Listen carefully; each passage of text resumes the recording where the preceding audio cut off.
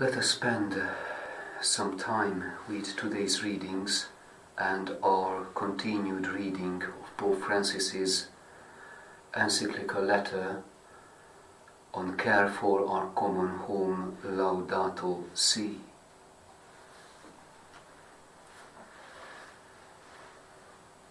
Our readings, both in a sense, reveal the vulnerability of creation.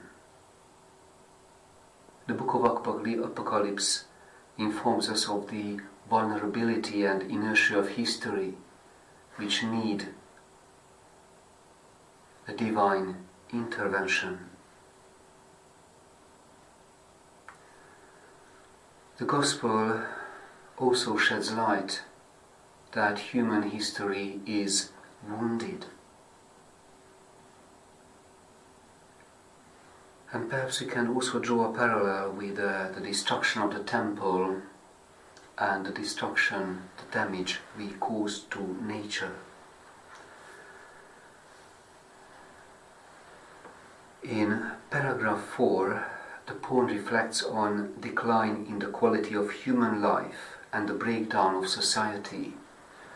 And all this is related to the damage we cause to nature, to our natural environment. There is a mutual interdependency between the two. It is not alone human activity which one-sidedly affects the life of nature, but retroactively both influence the other.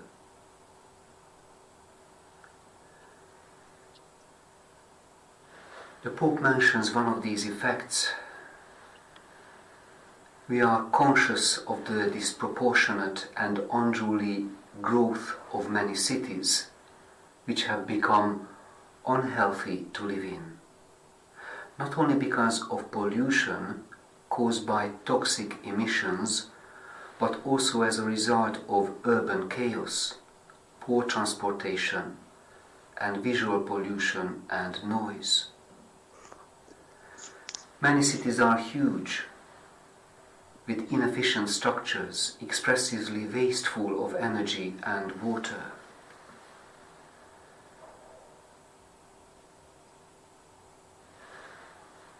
This kind of urban growth, this forced accelerated urban growth in some places, restricts people's access to places of particular beauty. The human eye, the human heart, the human soul is deprived of the enjoyment and the contemplation of the beauty of creation. Then the Pope continues, the social dimension of global change include the effects of technological innovation on employment, social exclusion, and unequal distribution and consumption of energy and other services, social breakdown, increased violence, and the rise in a new form of social aggression, drug trafficking, growing drug use by young people, and the loss of identity. These are signs that the growth of the past 2 centuries has not always led to an integral development and improvement in the quality of life. It is as it were a wake-up signal that our damage caused to nature is actually a damage caused to us. In paragraph 47, the Pope reaches important conclusions when he highlights how these damages are amplified and reflected on. Furthermore, when media and the digital world become omnipresent, their influence can stop people from learning how to live wisely, to think deeply, and to love generously So it is also the human eye which is damaged, the way we are able to discern our ways of life.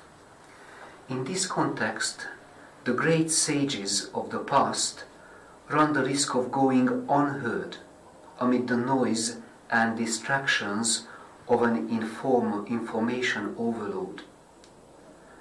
Efforts need to be made to have these media become sources of new cultural progress for humanity and not a threat to our deep riches. To put it simply, how we use media, is it in the service of discernment of the human ability to reflect on life, or is just a form of entertainment and endless forgetting of the sages of the past? The Pope continues, true wisdom as the fruit of self-examination, dialogue and generous encounter between persons is not acquired by a mere consumption of data, which eventually leads to overload and confusion, a sort of mental pollution.